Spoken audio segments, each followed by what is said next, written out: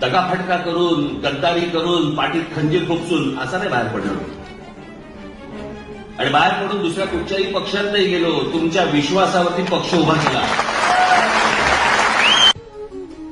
तर मला आजही ती गोष्ट आठवते की जेव्हा बाळासाहेबांना कळलं की हा काही राहत नाही पक्षात आता. माझी शेवटची भेट होती.